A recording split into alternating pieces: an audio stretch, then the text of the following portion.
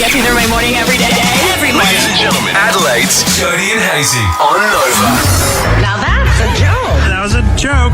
That's a joke. A joke. That's a terrible joke. Yeah, it is. Best way to start a Monday, just with a little bit of humour. We thought we'd go straight to the top shelf and recruit arguably the funniest lady on the planet, and that is News Rita Abbey. Good morning, Abby. Is that sarcasm I can sense in your voice this morning? No. No. You asked me why my eyes darting around the room. They're just like that. Oh, I'm nervous again. I was fine, and then 5 seconds ago I got really nervous. You should be, because, I mean, it's such a roller coaster, isn't it? She's either the most confident person on the planet, like even more arrogant than Jerry Seinfeld. Yeah. Or you're like, I'm never doing this again. I know. God, just find some middle ground, mate. Yeah, well, you guys were mean to me when we first started. We actually this, have never been mean to you. We have never been mean to you. You deserved it. We just called out the probably fact did at one that your point. jokes were horrible. That's all. Anyway, whatever. Right. Moving on. All right. Am I going first? Yeah, I think you should set the standard, set the tone this I hate morning. going Abs. first. Okay, ready? Yeah, here we go. A woman is cleaning up her teenage son's room and finds a heap of adult toys, whips and handcuffs, etc. Oh, boy. She asks her husband what they should do. Mm-hmm. The husband suggests probably not spank him. Oh!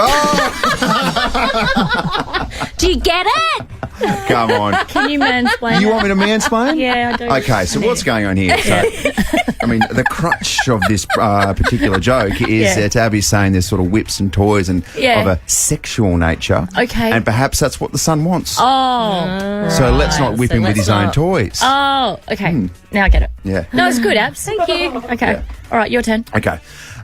Hey guys, did you see the guy who dipped his galoolies in some glitter?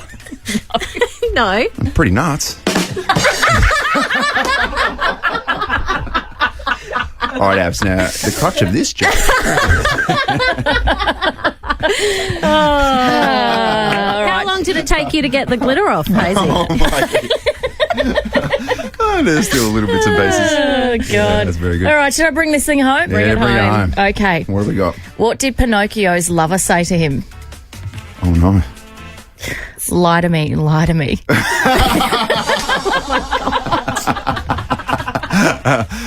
You like that? I don't get it. What's going on? That's good. You like that? You like that? Good finish there, Jones. All right, two things. If you've got a better joke, send us a text 0400 919 919. Well, Hayesy, you could go to the gym or do the shopping or go to work. But what if you went in a beachier direction? You're only a what if away from a holiday with the What If app. Book accommodation, flights, packages, and more. What if it's Aussie for travel? Jodes, so I want to talk to you now about a little article I saw about an Aussie boss who puts his potential employees through a bit of a ringer just to test whether they're actually good people or not. Yeah, right. I think this is really, really important because I feel like there's some little moments sometimes if it's the first time you meet someone or in any situation where you know whether they're a good person or not. Yeah, you and I aren't very good judges of character, though. I'm awful. Absolutely awful. We see the best in everyone until they absolutely screw us over. And then we go, oh, maybe you're not a nice person. Yeah, I know. Remember that time we had Jeffrey Dahmer over for dinner? Yeah. And we're like, he's a good guy. Oh, he's the best. Yeah. How nice is Jeffrey? He wasn't, though. No. Turned out, yeah. We should definitely have not had him over for dinner. Do anything but have Jeffrey Dahmer over for dinner. Because he will eat you. Because he will eat you as a third course. Because he'll go, oh, my goodness, Jodie, that spaghetti bolognese was lovely, but I'm still hungry. Well, what's for the third course? That would be me, Jeffrey. Anyway, former managing director for Xero Australia, Trent Innes, explained how he refuses to hire anyone if they fail to return an empty cup to the kitchen at the end of an interview. What do you mean? I love this. Explain it. He said, I'll always take you for a walk down to one of our kitchens and somehow you will always end up walking away with a drink. He said, then when we take the drink back, we have our interview, and one of the things I'm always looking for at the end of the interview is, does the person doing the interview want to take that empty cup back to the kitchen? Oh, that's good. It's a small little notification as to whether this person's lazy or self-centered, all those little things. Oh, do you know what else they should do? They should let them go to the toilet and just have a little bit of the toilet roll left and then afterwards go in and see if they swapped it over for the next person, because that, my friend, is the ultimate judge of character. That's a really good one. Isn't it? Next step, maybe Trent sort of pokes his head in there and has a little look and is like, is he going to the toilet with the door open? Because I'm telling you, if you're doing a number 2 at a workplace and you leave the door open, I don't want you part of my team. No, it's disrespectful. Because you're not a team player. It's really quite disgusting. Oh, those red flags, and maybe more so the moments at a workplace where you knew you were in serious strife. Oh, yeah. Oh, 13, 24, 10, get yourself involved. I remember I first started doing gigs at the the Cumberland Arms Hotel. Yes. Second gig, I was a Saturday night, and I kind of absolutely went berserk, and ended up getting to bed about 9 o'clock the next day, and I was supposed to do a gig at 2 o'clock that afternoon, slept through to 6 p.m. that night. Yeah, right. And I knew I was fired. When I looked at my phone and I had 10 missed calls from the manager at Cumbie, I knew I was in trouble. How did the conversation roll out when you eventually took one of those calls? So relaxed about it. Yeah. He was like, don't worry about it, mate, it happens. And I was like, cool. And I literally said, okay, I'll see you next week. And he said, nah, don't worry about that either.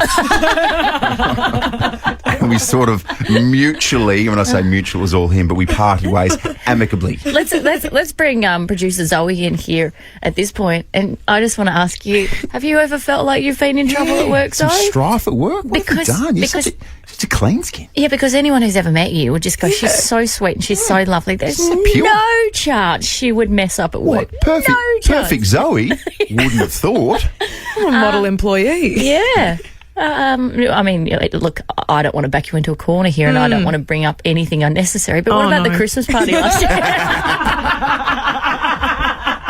They had to get a helicopter in and fly Zoe out. No, they had to get my mum in. You know, you've really turned one on when they have to call your mother mum, to come and collect you. They hide out the Ra just to take care of Zoe. And do you know what the best part of this story is? So you turned one on at the Christmas party. I might have. And then the next week you applied for this job. Yeah. And got it. And got it. What does that say about us? I know. Oh, is that the chick that did that at the Christmas party? You're hired. We love it. That was the test, Zoe. And you passed it with flying colours. 13 24 10, give us a call. When did you get in strife at work? That moment where you knew you were up a certain type of creek with no paddle. Sorry, Zoe, you weren't that bad. That's a lie, you weren't. You were so bad. You were so bad. So 13 24 10, we are asking the question this morning. Honestly, when did you know that you were just in real strife at work? Or didn't get asked back, as was the case with producer M? What happened? Good morning, guys. I think it was 2013, maybe, when the Ashes were at Adelaide Oval. Yeah. And I was just trying to earn a little bit of extra cash, and I got a job selling Ashes pins. Oh, fun. It was so good. So I mean, who doesn't love a good pin, am I right? I was like the footy record guy, but yelling out about pins. They were $5. That wasn't on your resume before you got this show. Pin salesman. Sales lady. Wasn't a highlight. But so it was supposed to be an 8-hour shift. We did the first 4 hours just walking laps and laps and laps of Adelaide Oval, just yelling out, pins, $5, get your Ashes pins.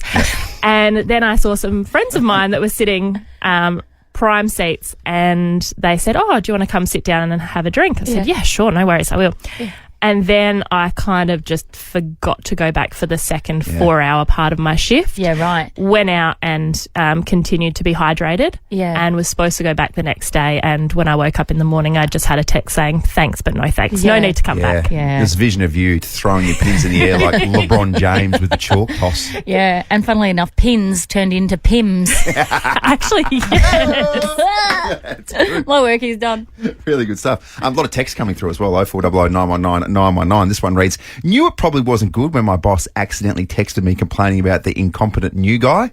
It was my first week. Jason from Holker. Ouch. Yeah, Ouch. that's when you know you're in trouble. Got caught taking a pack of sweet and sour sauce home from every shift I had at Macca's. I denied it. Then they showed me some footage. Yes. Josh. There's a lot in that, Josh. I mean, Yeah. who needs sweet and sour sauce to that degree? No, exactly right. Yeah. Goodness me. This one, house sat for 3 months and the cat died. Not that we're laughing at dead cats. No, we're not. We're but not laughing at it that. all ties in. Yeah. The Weekend Sports Wrap with Tom Rehn. Sexy eyes around, they call him. Junior Kenny Sutcliffe. How are you, Rennie? I'm really good. I love these new microphone Yeah, little tops. I know, but because this is radio, no one can see them. Yeah. Let's. We'll move on then, shall we?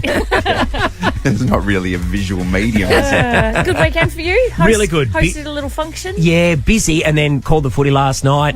Watched the Matildas. We actually crashed into stream the final minutes of the game because it was so exciting. I mean, that Matildas finish was just breathtaking, wasn't it? It was absolutely unbelievable. What this World Cup has done for soccer in this country and women's sport as well. Like, obviously, the women are smashing it at the moment. Yeah. Just goes to show, the power of a truly global game, galvanising the country. It's just been so great to see them through. And Wednesday night is going to be huge. I mean, there's talk, front page today of the paper is, open up Adelaide Oval so people can go there. We'd probably get 20 or 30,000 there the way it's been going. So let's hope it's going to be another huge night and hopefully through to a World Cup final. Well, it's cool because our big boss is in town, so we've got a dinner. Yeah. So we're like, good. we No wrap this way. thing up by 7:30. And I think he's English as well. Yeah. Oh, you've got to watch that somewhere. You've got to get the big absolutely. screen going. Who wins Wednesday night? It's a toss of the coin. I mean, England have lost one game in 2 years under their current manager, and that was to Australia in April in London. So the Aussies know how to beat them, but they're a very, very good side. No, Rennie, who wins? Because Jody needs to make some money. So do I, to be honest. Gamble responsibly. I think the home crowd is worth. I think the the Matildas will do it. I think they'll go through. Yes. Yeah. I think the Aussie girls can do it. And what I did like as well, why you said I just mixed up Socceroos. I did see someone comment on social media, whatever it was, saying from now on, if the Matildas win the World Cup, then the Socceroos need to be known as the Mantildas. That's very good. Hey, I have a question for you without notice. Yes. Have you ever seen a goalkeeper take a penalty before? Yes, I have. Okay. In fact, I reckon the Colombian goalkeeper, way back in the day, men's keeper used to do it regularly, but that was wild, wasn't it, when Mackenzie Arnold missed that? And to get back in the game, because that would have wrapped up the penalty shootout.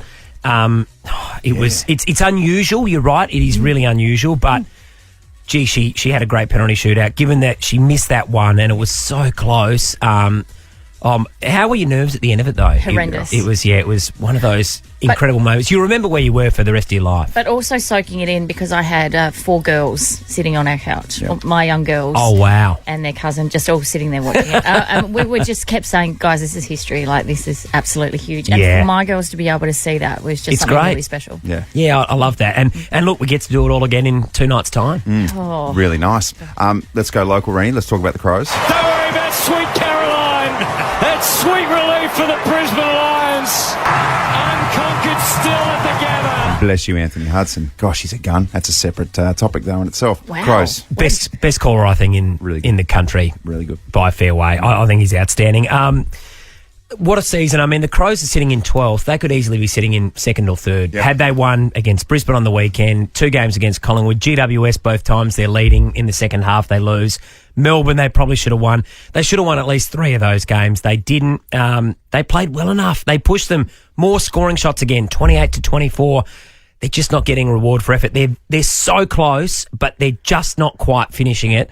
They can still make the finals, but I reckon we're going to look back in a few weeks and say, what could have been for the Crows? But hopefully it means that next year is going to be really strong. How about when you see blokes, and I'm someone who got every possible injury I could get, I got it. I did my hamstring sneezing one time when I came back from the knee reconstruction. I'm not even joking. I did that at the gym. Yeah. Mitch Hinge dislocates his knee, comes back out. Oh, that is so lucky. You rarely see that. What a player he's become. Great year. Was arguably best on ground last week.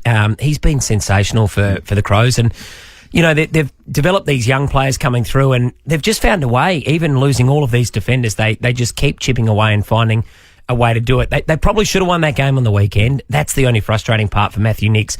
But they're building something. I think for the first time in a long time, you can see that they're building something pretty special. Good win yesterday for Port. What a late break, a run of 4 losses in a row, and they lock in a top 4 spot. Needed that, didn't they? Just to steady the ship. Yep, and it locks in top 4 now, so they can't miss the double chance for the finals, which is huge. Also means they can still finish top 2. They'd need to win both games and have Brisbane lose this week to Collingwood, which could happen. So there's still a chance of finishing top 2, which means you'd play both games potentially at Adelaide Oval before the grand final. The big story now is what's going to happen with Ken Hinkley. There is a rumour going around that it could be a succession plan and potentially Josh Carr. would be taking over in a couple of years' time. That was doing the rounds last night, so we'll wait and see what happens there. This week? Do you expect an announcement this week? I think it could be as soon as this week, yeah. Well, I mean, David Koch came out last week and said it will happen before finals. That's only 2 weeks away. So, yeah, I would think it has to be in the next week or two. Yeah. All right. All right, Ronnie. You know what time it is. It's 7:26 on a Monday morning. Yeah. Give us a joke, please. Okay, well, you guys have already gone with a couple of beauties, but I was going to tell you a joke about boxing, but I forgot the punchline. Okay. Bang, bang. Bang, bang. Bang, bang. And you say that I'm bad, guys. Come on. Yeah. I mean, that's the best joke we've ever heard, I reckon. I feel like Come on, jokes. that's not one of your best. No, really. no. I'm sorry. What if we do this? Yes, still, that's languishing down the bottom. That one. Jeez. Thank All you, right, Ronnie. but thanks for coming in, No, Tom. pleasure, Jones. Thanks, Hayesy. Wait a minute, Doc. Are you telling me you built a time machine? Hayesy on this Daysey. Yep, the Monday edition of On This Daysey. Time for you to inject some knowledge into that, beaten up brain of yours. Wowee, did you actually do that on the weekend? Oh, it's okay. believe it. All right, forgive yourself. How are you still coherent? Unbelievable stuff. I'll put you on the right path. Yep. Today, August 14th, 1983, it's Mila Kunis's birthday. Born in the Soviet Union, today's her 40th birthday. Doesn't she seem like the coolest chick? If I could have request a celebrity friend on the planet, she'd be it. Yeah, her or Cardi B, of course. Wouldn't she be entertaining? Oh, she'd be very entertaining. Imagine if- Cardi B for one day. Imagine if Cardi B rang me up and said, "Do you want to come around for Friday night drinks?" You'd be like, oh, do I? Do I want to? Am I in danger, Cardi? You gonna throw a microphone in my head? The most surprising thing about Mila Kunis, and does everyone know this? She's the voice of Meg on Family Guy. Oh, I didn't know that. Didn't you? No. I got a makeover, Dad. Don't I look great? Oh, Meg, honey, I always thought you were beautiful. Just a wait. 1948, on August 14, Don Bradman played his last Test match at the Oval in London. He needed only 4 runs to make a Test batting average of 100. He fell short, so now he finished on 99.94, which is still okay. I mean, it's all right. It's all right. It's not bad. Yeah. It's not like he's gone down as one of the greatest batsmen of all time. So just imagine that if you score a Test 100, it's an incredible achievement. Mm-hmm. Imagine that pretty much being your average. Like if you don't get around about 100, then you've gone below what is the expectation of you. And you go home and you're all sad sack, and Sir Donald Bradman's wife's like, "Why are you upset?" And he's like, "I only got 96 today." Like, shut up, Don. So calm down, Don. Just enjoy, live a little. Here's a white wine spritzer. Don's like, I don't drink that.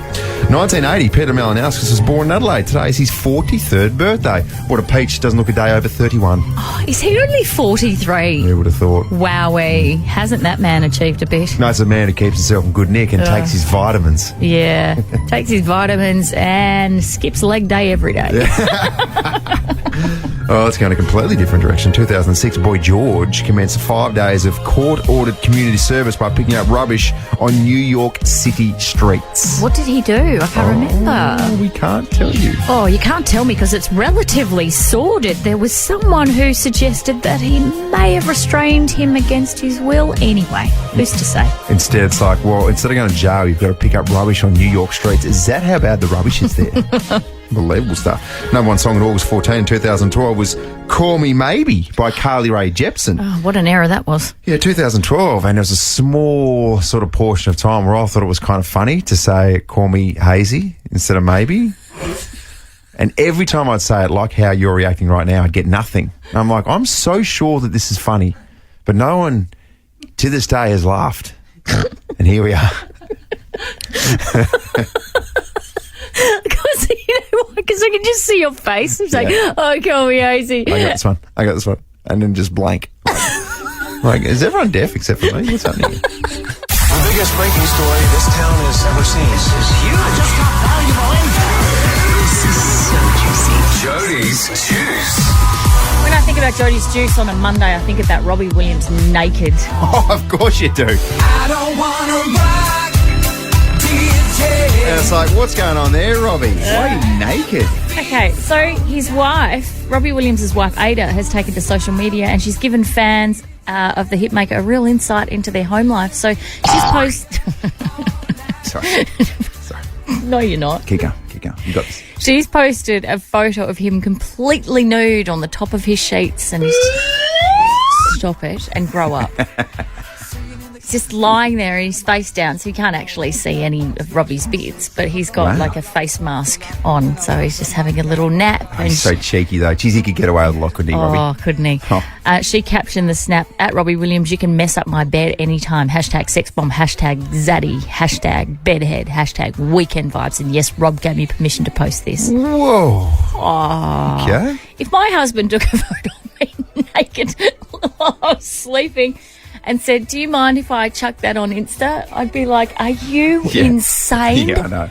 You're sitting there catching flies, mouth wide open. Oh. I've just got dribble all down the side of me. My hair's messed up everywhere. You just wonder just how valid some of these photos are, these candid photos of people, celebrities sleeping. But this is the thing, he looks so good. Surely he knew that was happening. Yeah. Surely to goodness. Yeah, you'd think so. Although, when does Robbie ever look bad? That's the question. That's probably the big test, isn't it? Juicy. That was juicy and I loved it. Rebel Wilson has shared more details of the on-set stunt accident that left her needing facial stitches. So last week she was rushed to hospital after suffering an injury on her nose while filming her upcoming independent movie Bride Hard in Georgia.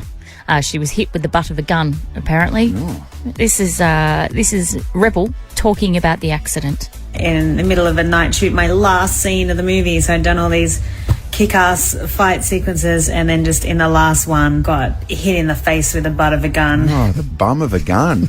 A couple of gun glutes in the face. Yeah, ouch. Ouch. I know. Saw that coming. Actually looks very painful from the photo. Oh. Let's talk about the Women's World Cup for just a moment. Yes, please. Cue the party! Wild scenes in Brisbane, the engine. So this has officially become the most streamed event in history. What about that? 4.7 million people stream this on their device. That's just ridiculous. Unbelievable stuff. So if we go back to 2016, the Western Bulldogs v Sydney AFL Grand Final had 4.11 million. Really? Yep. How is that particular grand final so iconic compared to all the rest? I don't know. But then you go 2017 through to 2019, it's all NRL, around 3 million mark. Wow. 2020 was the Richmond Geelong Grand Final. 2021 was the AFL Grand Final again. And 2022 was Ash Barty v Danielle Collins in the Australian Open Grand Final, and that was 4.1 million. So the top two most streamed, both women. And guess what? What? That record is about to be broken. Oh, yes, on Wednesday night. They'll break that on Wednesday night. Surely to goodness. And imagine if they make the final. Oh, my gosh. Well, this is what begs the question, though, that you and I keep asking each other. How did we lose to Nigeria? Yes, that's a very, very good question. And you reckon the Nigerians are sitting there now going, oh, what about that? What about how we knocked off the Matildas? Oh, no, unbelievable stuff. Cannot wait for Wednesday, although I don't know if my heart can deal with it again. Yeah, ridiculous. We do have a dinner on Wednesday night. We do. With one of the big bosses. The big boss is flying in from Sydney. I'll let you tell him. Just send him a text, can you? Just say, hey, Pete, do you mind? Yeah. Do you have the nerve as well to, during dinner, have your phone with the Matildas Which going? one of us is going to do it? One of us has to. That's we can't really not. testing it. How can we sit through that dinner and not know what's happening with the Matildas? For goodness sake. Come on, Pete, grow up. That'll What be are you doing? What are you doing coming on a Wednesday night when the Matildas are playing? And that's Jodies Juice. And now I'm fired. Bing, bang, boom, you are fired. And Newsreader Abby will be taking over after 8 o'clock. Good stuff. Andrew Hayes, we're very big in this team on pulling people up when they perhaps step over the line. Am I right? Oh, I've said that since day dot. Yes. I mean, it was one of the first discussions we had. When someone sort of veers off in the wrong direction, you get them back in the line. Okay, well, that's what's happening right now. Oh, so I've received... Who is it? It's bloody producer Zoe again, isn't it? I knew it. I've received a DM on Instagram, and it's just a little feedback about your comments on the Netball World Cup. So can I hand it to you and you can read it out live on air? Okay. Is it okay? All you right. go. I won't accept anything else but something from Liz Ellis. Oh, it's not Liz. It's not. It's not. It's Happy, Healthy, Radiant? Yeah. Oh, What okay. a nice lady. Hi, Jody. I just wanted to pop in and say thank you for doing your best to raise a profile of netball on your show. As an ex-player, Welcome, happy, healthy. Hello, Happy Healthy speaking. Yes, happy, healthy Harold is my brother. Anyway, Happy continues. As an ex-player, current coach and mother of 2 daughters who are passionate about the game, I appreciate the effort. I really enjoy your radio show and listen most mornings. Oh. Just goes in a different direction here. Says, I was disappointed with Hayes' reaction to your mentioning of the Aussie Diamonds winning the World Cup last night. It was an amazing effort. They did so well, and as a nation, we should be very proud. Yes. I realise he said he was joking, but he should realise there are many young netballs in the car on their way to school hearing his words. Correct. And it can be quite hurtful to them to hear their sport derided. Is that a word? Yes. Derided in this way. I would appreciate it if you could pass this on to him. Honestly. Certainly. I do have a sense of humour. I really like Hayesy. That's nice. I like you too, Happy. But I think this is something we could think about, especially given that he's a sports reporter. Warmest regards. So there you go. All right. Okay. I don't know. I don't really know what to say. Don't you? Except for, when's the next World Cup? I'm going to get in trouble. I love netball. I know you do. I love netball. I know. It just annoys me how much you sort of you might. Okay, so here's some feedback back to you. I just sort of wonder. Okay, hang on. Someone's lighting the gas, everybody. Do you know what? What? You're crazy. All of the netballers are crazy. I love netball. And fresh hits and Nova. That's it. That's all I can say.